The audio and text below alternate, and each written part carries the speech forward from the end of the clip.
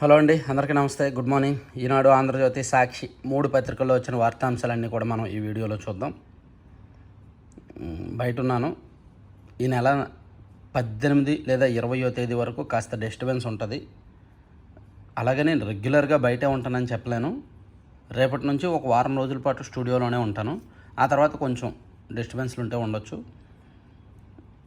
మనకి అక్టోబర్ అంటే దసరా నాటికల్లా ఖచ్చితంగా మొబైల్ యాప్ అండ్ మ్యాగజైన్ తీసుకురావాలని నేను ఒక టీంని సెట్ చేసి ఒక ప్లానింగ్ అంతా కూడా ఆ పనిలో ఉన్నాను. ఎందుకంటే వన్స్ మ్యాగజైన్ రిలీజ్ అయిన తర్వాత నాన్ స్టాప్గా ప్రతి నెల రిలీజ్ అవ్వాలి. దానికి మనకు ఒక పకడ్బందీగా ప్లాను, బడ్జెట్టు, టీము ఇవన్నీ ఉండాలన్నమాట.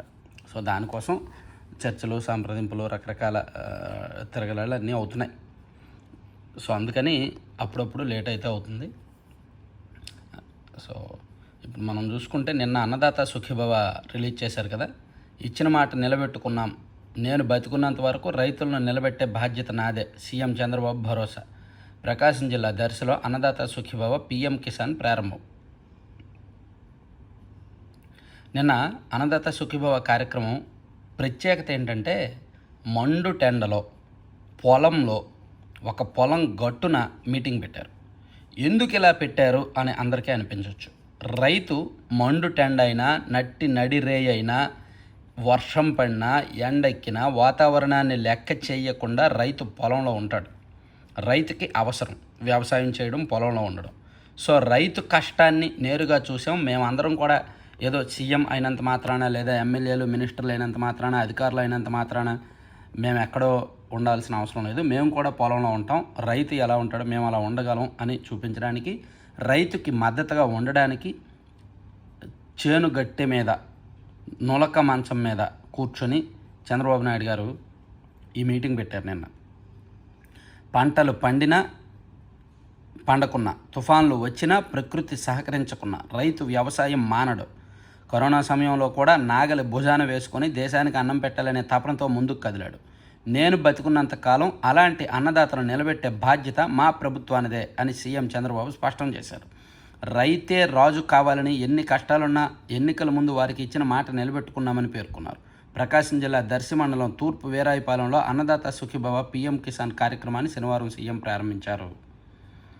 సో మొత్తం మీద రాష్ట్ర ప్రభుత్వ వాటాగా ఇస్తున్న 3,174 కోట్ల 42,90,000 రూపాయల చెక్కును రిలీజ్ చేశారనమాట. ఇది రాష్ట్ర వాటా మాత్రమే 5,000. అలాగే 2,000 పీఎం కిసాన్ కేంద్రం వాటాకు వస్తుంది. సో మొత్తం మీద రైతుల ఖాతాల్లో 7,000 పడబోతున్నాయి. ఈ 4-5 రోజుల్లో పడతాయి.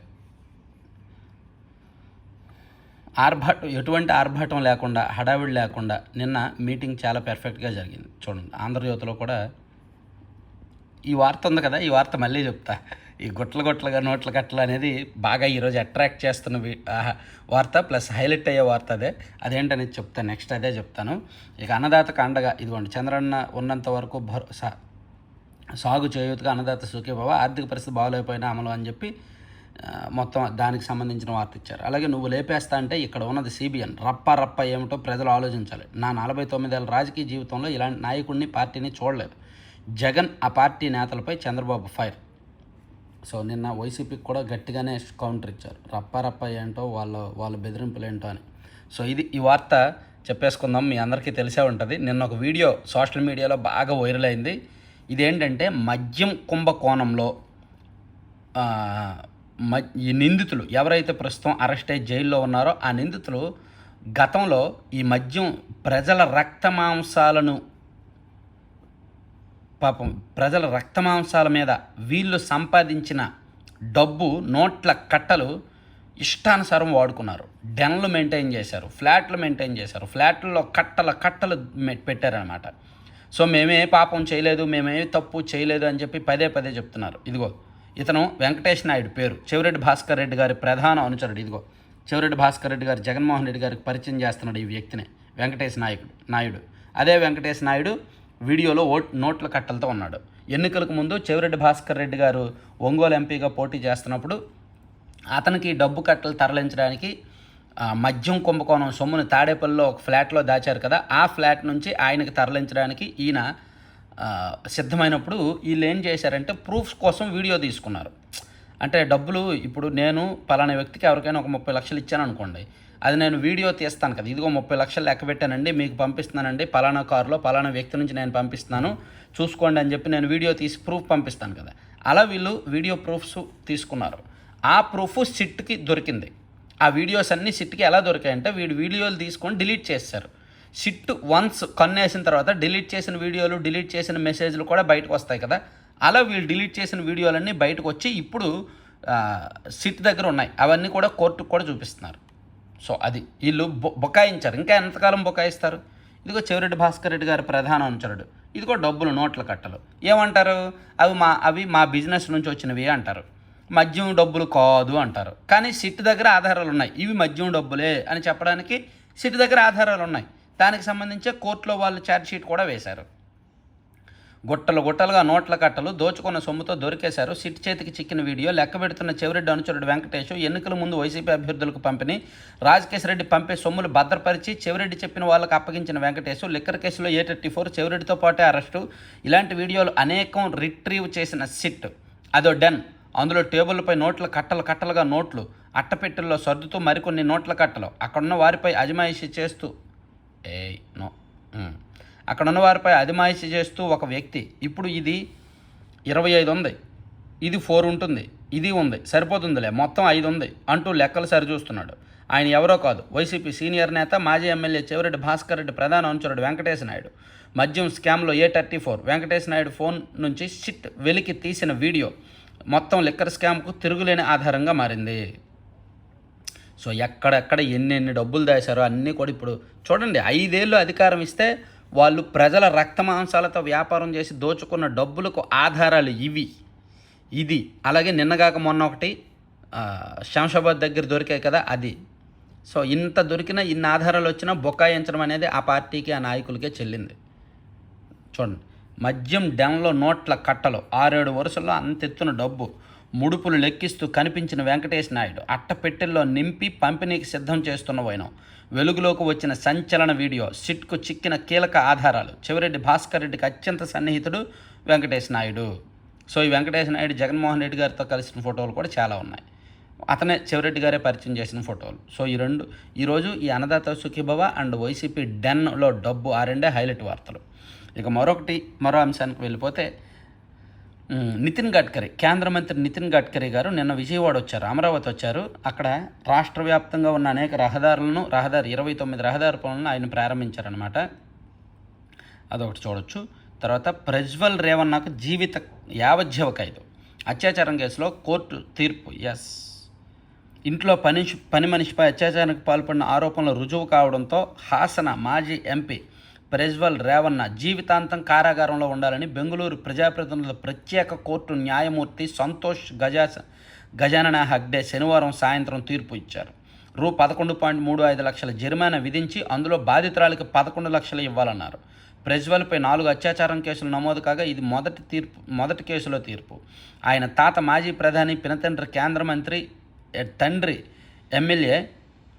ఆయన తాత మాజీ ప్రధాని, పినతండ్రేమో కేంద్ర మంత్రి, తండ్రేమో ఎమ్మెల్యే హెచ్డి రేవన్న. తల్లి భవానీ గతంలో కార్పొరేటర్, సోదరుడు సూరజ్ ఎమ్మెల్సీ. లోక్సభ ఎన్నికలు పూర్తయ్యాక ప్రజ్వల్ పెళ్లి చేయాలని కుటుంబ సభ్యులు తలపెట్టారు. ఈలోపే కేసు బయటపడి జైలు పాలయ్యారు.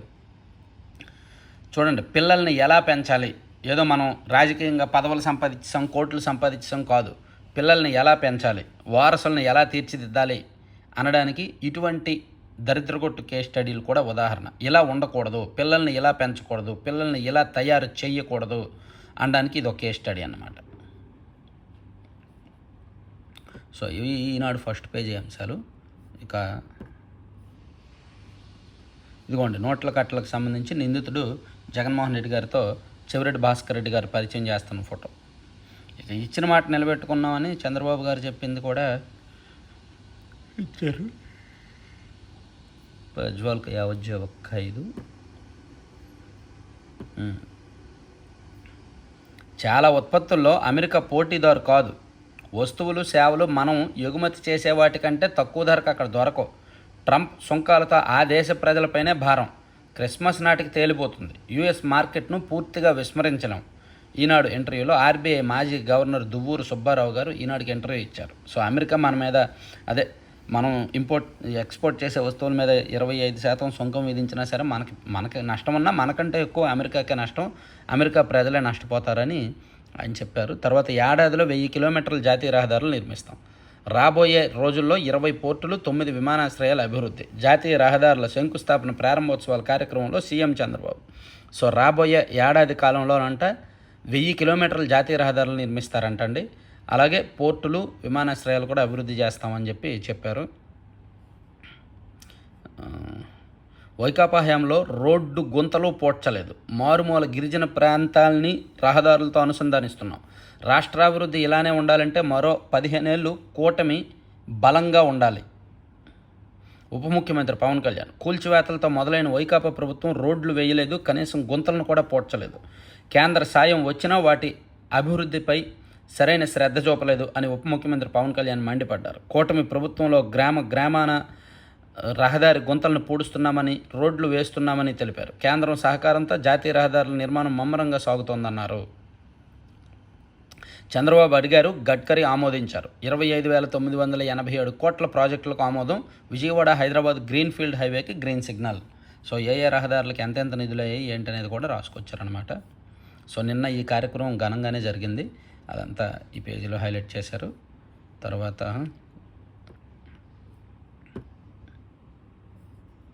లోక్సభ ఎన్నికల్లో ఓట్ల అక్రమాలపై ఆధారాలు ఉన్నాయి అని గత వారం రోజుల నుంచి రాహుల్ గాంధీ గారు తిరుగులేని ఆధారాలు ఉన్నాయి మా దగ్గర, ఆ ఆధారాల కోసం మా టీం 6 నెలల పాటు కష్టపడ్డాము అని రాహుల్ గాంధీ గారు చాలా కాన్ఫిడెంట్గా చెప్తున్నారు. లోక్సభ ఎన్నికల్లో ఓట్ల అక్రమాలపై ఆధారాలు త్వరలోనే వాటిని బయట పెడతాం. 100 స్థానాల్లో గోల్మాల్పై అనుమానాలు. పార్టీ న్యాయ విభాగం సదస్సులో కాంగ్రెస్ అగ్రనేత రాహుల్ ధ్వజం. ఎన్నికల వ్యవస్థలో ప్రకంపనలు సృష్టించే సమాచారాన్ని త్వరలో తాము వెల్లడించబోతున్నామని కాంగ్రెస్ పార్టీ అగ్రనేత రాహుల్ గాంధీ పేర్కొన్నారు. 2024 ఎన్నికలు రిగ్గింగ్కు గురయ్యాయంటూ మరోసారి ఆరోపణలు సంధించారు. ఇన్నాళ్ళు ఆధారాలు లేక ఆగామని, ఇప్పుడు అణుబాంబు లాంటి ఆధారాలు తమ వద్ద ఉన్నాయని త్వరలోనే బహిర్గతం చేస్తామని చెప్పారు. గత ఎన్నికల్లో కనీసం 10 నుంచి 15 లోక్సభ స్థానాల్లో రిగ్గింగ్ జరగకపోయినా నరేంద్ర మోదీ ప్రధానమంత్రి అయ్యేవారు కాదన్నారు. 70 నుంచి 100 నియోజకవర్గాల్లో అక్రమాలు జరిగాయని అనుమానిస్తున్నట్టు చెప్పారు. ప్రధాని మోదీ ప్రభుత్వం స్వల్ప ఆధిక్యంతో కొనసాగుతోందన్నారు. కాంగ్రెస్ న్యాయవాదుల విభాగం శనివారం ఢిల్లీలోని విజ్ఞాన్ భవన్లో నిర్వహించిన సదస్సులో రాహుల్ గాంధీ కీలకోపన్యాసం చేశారు. ఇదిగోండి, 2014 నుంచి ఎన్నికల వ్యవస్థలో ఏదో తప్పు జరుగుతోందన్న అనుమానం కలుగుతోంది. ఇదివరకే గుజరాత్ అసెంబ్లీ ఎన్నికలపై సందేహం వచ్చింది. లోక్సభ ఎన్నికల్లో కాంగ్రెస్కు రాజస్థాన్, గుజరాత్, మధ్యప్రదేశ్లో కనీసం ఒక్క సీటు రాకపోవడం ఆశ్చర్యం కలిగించింది. దీనిపై ఎప్పుడు మాట్లాడినా ఆధారాలు ఏంటని ప్రశ్నించారు. ఇంతలోనే మహారాష్ట్రలో అనుకోనిది జరిగిపోయింది. 2024 లోక్సభ ఎన్నికల్లో మహారాష్ట్రలో ఘన విజయం సాధించిన 4 నెలల్లోనే ఆ రాష్ట్ర అసెంబ్లీ ఎన్నికల్లో మేము దారుణంగా ఓడిపోయాము. 3 బలమైన పార్టీలు అకస్మాత్తుగా తుడిచిపెట్టుకుపోయాయి. అనుమానాలు బలపడడంతో ఎన్నికల మోసాలపై తీవ్రంగా దృష్టి సారించాను. మహారాష్ట్రలో లోక్సభ అసెంబ్లీ ఎన్నికల మధ్యలో 1 కోటి మంది కొత్త ఓటర్లు రావడం ఈ మోసానికి ప్రబల ఉదాహరణ. కొత్త ఓట్లతో ఆధిక్యం భాజపాకు వెళ్ళాయి. సంబంధిత ఆధారాలన్నింటినీ ఇప్పుడు ప్రపంచానికి చూపబోతున్నాము. వీటిని సంపాదించడానికి 6 నెలలు నిరంతరం పనిచేశాను అని రాహుల్ మండిపడ్డారు. సో ఆయన చాలా స్ట్రాంగ్గా, చాలా కాన్ఫిడెంట్గా చెప్తున్నారు, మా దగ్గర ఆధారాలు ఉన్నాయని. చూద్దాం ఏం చెప్తారో, ఏం బయట పెడతారు. ఇక కేసులన్నీ, ఇచ్చిన కిట్లన్నీ. మలేరియా మందుల వినియోగంలో భారీ తేడాలు. 13 జిల్లాల అధికారులకు షాకాజ్ నోటీసు. డెంగీ బాధితుల్లో గుండె వైఫల్యం ముప్పు ఎక్కువే. సిఎల్ఎస్ కారణంగా అధిక ప్రమాదం. 350 మంది రోగులపై ప్రభుత్వ వైద్యుల అధ్యయనం. సో డెంగీ వచ్చి తగ్గినా సరే గుండె వైఫల్యం ఉంటుందంట ఎక్కువ. తర్వాత బీమా డబ్బుల కోసం తండ్రిపై అత్యాత్నం. కారుతో ఢీకొట్టి ఏమీ తెలియనట్టు పోలీసులకు ఫిర్యాదు. వైకాపా నేత మాజీ మంత్రి విశ్వరూప్ తనయుడి అనుచరుడి నిర్వాకం. కేసు వద్దన్న తండ్రి. విశ్వరూప్ గారి అనుచరుడు తండ్రిని ఢీకొట్టేసి చంపేయాలనుకున్నాడంట బీమా డబ్బుల కోసం. సూపర్ 6 పేరుతో మోసం. సీఎం చంద్రబాబుపై జగన్ విమర్శ. సో ఇవి ఈనాడులో అంశాలు. ఓకేనా, ఈనాడుని పక్కన పెడుతున్నాను. ఇప్పుడు సాక్షికి వెళ్దాం. అడ్డంగా దొరికిన సిట్ సీరియల్ నెంబర్లతో పాటు పూర్తి స్థాయిలో నోట్ల పంచనామా చేయాలని దర్యాప్తు అధికారికి కోర్టు స్పష్టీకరణ. దర్యాప్తు అధికారిని పిలిపించిన ఏసీబీ ప్రత్యేక కోర్టు. అడ్డంగా దొరికిన సిట్ అంట. ఎందుకు దొరికింది? దొరికి ఆ హెడ్డింగ్‌కి అక్కడ జరిగిన సంఘటనకి ఏమైనా సంబంధం ఉందా? సిట్ అడ్డంగా ఎందుకు దొరికింది? వైసీపీ అడ్డంగా దొరికింది నోట్ల కట్టలతో. ఆ నోట్ల కట్టల మీద సీరియల్ నెంబర్లు నమోదు చేయండి అయ్యా అని చెప్పి కోర్టు అడిగింది. దానికి అడ్డంగా దొరకడం ఏముంది? సీజ్ చేసిన డబ్బును ఇప్పటికే బ్యాంకులో జమ చేసామని వెల్లడి. అయితే డిపాజిట్ చేసిన స్లిప్పును చూపాలని కోరిన కేశిరెడ్డి న్యాయవాది అరగంటలో తెస్తానని వెళ్ళి ఎంతకు రాని తిరిగి రాని అధికారి. కోర్టు సమయం ముగిసినా పత్తా లేకపోవడంతో విసిగిపోయిన న్యాయస్థానం ఏదో తేడాగా ఉందని ప్రాథమికంగా నిర్ధారించుకున్న కోర్టు ఆ డబ్బును ఇతర నోట్లలో కలపకుండా వేరుగా ఉంచాలని ఎస్బీఐ మాచివరం బ్రాంచ్కు ఆదేశం. మరీ ఏదో రాస్తారు కానీ సాక్షిలో ఏది వాస్తవం రాయట్లా. అక్కడ జరుగుతున్నది వేరు, వీళ్ళు రాస్తున్నది వేరు. అంత తిమ్మిని బమ్మిని చెప్పి విజయవాడ ఏసీబీ కోర్టులో సిట్ అడ్డగోలు వాదన. తప్పును కప్పిపుచ్చుకునేందుకు పడరాని పాటలు. ప్రభుత్వ పెద్దల డైరెక్షన్ మేరకు సరికొత్త డ్రామా. సిట్ తీరుపై కోర్టు సందేహం. సిట్ మరో అడ్డగోలు బరితెగింపు. 11 కోట్ల జప్తు డ్రామా కోర్టులో చంపెట్టు. వెంటనే సాయంత్రానికి రంగంలోకి సిట్టు. Yellow media. అకస్మాత్తుగా తెరపైకి 35 కోట్ల కొట్టు కదా. చెవిరెడ్డి అనుచరుడిగా పేర్కొంటూ ఓ వీడియో విడుదల. ఇందులో 2000 నోట్లు ఎన్నికల నాటి డబ్బుగా ఆరోపణ. కానీ అంతకు ఏడాది ముందే 2000 నోట్లు వెనక్కి తీసుకున్న ఆర్బీఐ. వెనక్కి తీసుకున్న మీరు దాచుకున్నారు, మళ్ళీ అది బయటికి తీసుకొచ్చి దొరికిపోతారేమోనని చెప్పి మీరు కొంత దాచుకున్నారు. ఇక అది రాసుకొచ్చారు. తర్వాత మీ మోసం ఇవాళ మరోసారి నిజమైంది. మీ హామీ ఒక మోసం, మీ ష్యూరిటీ ఇంకో మోసం, మీ బాండ్లు మరో మోసం, మీ గ్యారంటీ పచ్చి మోసం. ఇవన్నీ చెప్తున్న వ్యక్తే ఒక పెద్ద మోసం అని చెప్పి జనం అంటారేమో. ఇక సీఎం చంద్రబాబు వైఎస్ఆర్పై వైఎస్ఆర్సీపీ అధ్యక్షుడు వైఎస్ జగన్ ధ్వజం. దర్శి సభలో మీ నోటితో మీరు చెప్పినట్టుగా మీరు ఉన్నంత వరకు రైతులకు భరోసా లేదన్నది ముమ్మాటికి వాస్తవం. నిన్న చంద్రబాబు గారు మాట్లాడే సందర్భంలో తడబడ్డారు. తడబాటుకు గురై ఒక 2-3 వర్డ్స్ వాడారు. సో అది వైసీపీ వాళ్ళకి బాగా ఉపయోగపడింది అన్నమాట. ఇక రండి దోచుకోండి. సర్కారు పెద్దలకు కావాల్సిన రియల్ వ్యాపారులకు ఏపీఐఏసీ ఆహ్వానం. పారిశ్రామిక పార్కుల నిర్మాణం తమ వల్ల కాదంటూ చేతులెత్తేసిన ఏపీఐఏసీ పేదల కడుపు కొట్టి సేకరించిన భూములు కార్పొరేట్ సంస్థలకు దారాదత్తం. రాష్ట్ర వ్యాప్తంగా 5,221 ఎకరాల అప్పనంగా కట్టబెట్టేందుకు రంగం సిద్ధమని ఏపీఐఏసీ ద్వారా భూములు అప్పనంగా ఇచ్చేస్తున్నారనేది ఒకటి రాశారండి. తర్వాత స్వదేశీ విప్లవం ప్రారంభిద్దాం. మన దేశంలో తయారైన ఉత్పత్తులే వాడుకోవాలి. దేశ ప్రజలకు ప్రధాని మోదీ పిలుపు. మంచిది. చంద్రన్న ఉన్నంత వరకు రైతుకు భరోసా ఉండబోదు. ఆయన యాక్చువల్లీ నేను ఉన్నంత వరకు రైతులు నిశ్చింతగా ఉండొచ్చు, రైతులకు నష్టం లేకుండా చూసుకుంటాను అని చెప్పారు. దాన్ని కాస్త కన్ఫ్యూజ్ అయ్యారు. అది దీన్ని ఈ మీడియా, వైసీపీ మీడియా వాళ్ళు, వైసీపీ సోషల్ మీడియా వాళ్ళు నిన్న బాగా హైలైట్ చేస్తూ ఉన్నారు. చమురు కొనుగోలు యథాతథం. భారత్ను ట్రంప్ బెదిరించిన రష్యా ముడి చమురును భారత కంపెనీలు నిరాటంకంగా కొనుగోలు చేస్తున్నాయి. ఏదో ఆయన బెదిరించడని వీళ్ళు ఆగిపోతే ఎట్లా? పిచ్చోడు బెదిరింపులకు ఆగిపోకూడదు. ఇప్పుడు జగన్మోహన్ రెడ్డి గారు బెదిరిస్తున్నారు కదా అని చెప్పి, భయపెడుతున్నారు కదా అని చెప్పి రాష్ట్రంలో వ్యవస్థలు పనిచేయడం మానేస్తే, అలాగే డొనాల్డ్ ట్రంప్ బెదిరిస్తున్నాడు కదా అని చెప్పి వీళ్ళు కూడా అలా ఉండలేరుగా. ఇక ఎన్నికల వ్యవస్థ చచ్చిపోయింది. హార్ట్ ఆఫ్ లివింగ్ ప్రపంచ స్నేహితుల దినోత్సవం ఈరోజు. సో నా మిత్రులు, నా శ్రేయోభిలాషులందరికీ కూడా స్నేహితుల దినోత్సవ శుభాకాంక్షలు. ఇక ఇంగ్లాండ్తో మ్యాచ్ 5వ టెస్ట్ కీలక దశకు చేరుకుందండి. ఎందుకంటే ఫస్ట్ ఇన్నింగ్స్లో 224 ఇండియా చేస్తే 247 ఇంగ్లాండ్ చేసింది. సో ఫస్ట్ ఇన్నింగ్స్లో ఇంగ్లాండ్కు 23 రన్స్ ఆధిక్యం. సెకండ్ ఇన్నింగ్స్లో ఇండియా బ్యాట్స్మెన్ బాగా బ్యాటింగ్ చేశారు. యశస్వి జైస్వాల్ సెంచరీ అండ్ ఆకాష్ దీప్ 66 చేయడం, Ravindra Jadeja half century, Washington Sundar half century, ఇట్లా వీళ్ళందరూ కూడా బాగా ఆడడంతో 396 రన్స్ ఇండియా చేసింది సెకండ్ ఇన్నింగ్స్లో. సో మొత్తం మీద ఇంగ్లాండ్ టార్గెట్ 374తో టార్గెట్తో బరిలోకి దిగితే 50 రన్స్కి 1 వికెట్ కోల్పోయారు. సో ఇంకా చివరి రోజు కాదు, 2 రోజులు ఉందనుకుంటా కదా, ఇంకా 2 రోజులు ఉంది, 4వ రోజు 5వ రోజు ఉంది. సో ఇంగ్లాండ్ 324 రన్స్ చేస్తే ఇంగ్లాండ్ గెలుస్తుంది. ఒకవేళ ఇండియా కనుక 9 వికెట్లు తీసేస్తే ఇండియా గెలుస్తుంది. చూడాలి ఏం జరుగుద్దని. సో ఈ మ్యాచ్ ఉత్కంఠగా మారింది. సరే, ఇది పక్కన పెట్టి ఆంధ్రజ్యోతికి వెళ్దాం. ఆంధ్రజ్యోతిలో ఈ 2 బాగా హైలైట్ చేశారండి.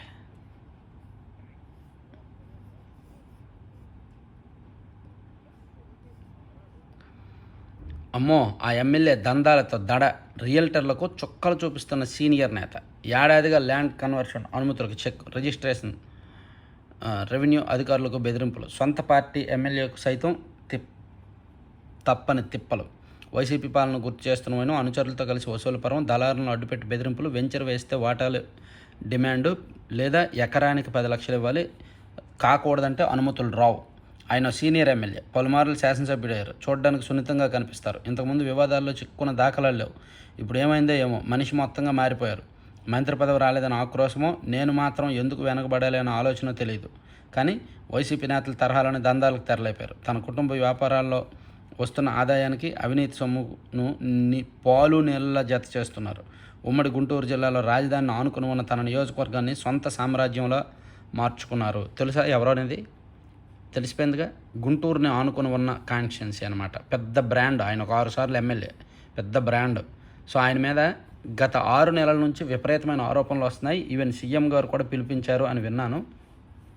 ఆయనకు మంత్రి పదవి ఇవ్వట్లేదులే, ఇంకెందుకులే మళ్ళీ ఎమ్మెల్యేగా కూడా ఇంక పోటీ చేయని, ఇంక అయిపోయిందిలే పొలిటికల్ కెరీర్ అని ఆయన ఇంకా ఓపెన్ అయిపోయాడేమో. మరి చాలా దారుణంగా ఉంది ఆ కాన్స్టిట్యున్సీలో. అది గుంటూరు నగరాన్ని ఆనుకుని ఉండడంతో వెంచర్లు ఎక్కువ వేస్తున్నారు. వేసినప్పుడు సొంత పార్టీ వాళ్ళని ఆయన వదిలిపెట్టట్లేదు. ఇక 2 ఏళ్లలో ఏపీకి 1,00,000 కోట్ల రోడ్లు. కేంద్ర మంత్రి గడ్కరీ వరాల జల్లు. 27,000 కోట్ల విలువైన 6 ప్రాజెక్టులకు తక్షణ ఆమోదం. త్వరలో అమెరికాతో ఏపీ రోడ్లు పోటీ. మాటిస్తే చేసి చూపిస్తాం గడ్కరీ. ఓకే, తర్వాత ఫిరాయింపు చిక్కులు అని ఒకటి రాశారు. ఇక 3వ అతిపెద్ద ఆర్థిక వ్యవస్థగా అవతరిస్తున్నాము. ట్రంప్ డెడ్ ఎకానమీ వ్యాఖ్యలకు ప్రధాని మోదీ కౌంటర్. అప్రమత్తంగా ఉండాల్సిన సమయం ఇదే, అస్థిరంగా ప్రపంచ పరిస్థితులు. సో 3వ అతిపెద్ద ఆర్థిక వ్యవస్థగా అవతరిస్తున్నాం. ఇంకో 2 ఏళ్లలో సాధ్యమవుతుంది. తర్వాత ప్రజ్వల్ రేవణ్ణకి యావజ్జీవం, ఎన్నికల్లో రిగ్గింగ్ ఈ 2 చెప్పుకున్నవే. సో ఇవి ఆంధ్రజ్యోతుల అంశాలండి. సో చివరి వరకు చూసిన ప్రతి ఒక్కరికి ధన్యవాదాలు. రేపటి నుంచి వారం రోజుల పాటు కంటిన్యూగా స్టూడియోలోనే ఉంటాను, ఇన్ టైంలోనే చేస్తాను. ఆ తర్వాత మళ్ళీ ఒక చిన్న డిస్టర్బెన్స్, ఒక 2-3 రోజులు ఉంటుంది, బయటికి వెళ్తానమాట. సో వీడియో చూస్తున్న అందరికీ కూడా ధన్యవాదాలు. చిన్నపాటి అసౌకర్యానికి కూడా ఏమీ అనుకోవద్దండి. ఛానల్ రెగ్యులర్గా ఫాలో అవ్వండి అండ్ లైక్ చేయండి, షేర్ చేయండి. మీ ప్రతి లైక్ ఇంపార్టెంటే. Thank you very much.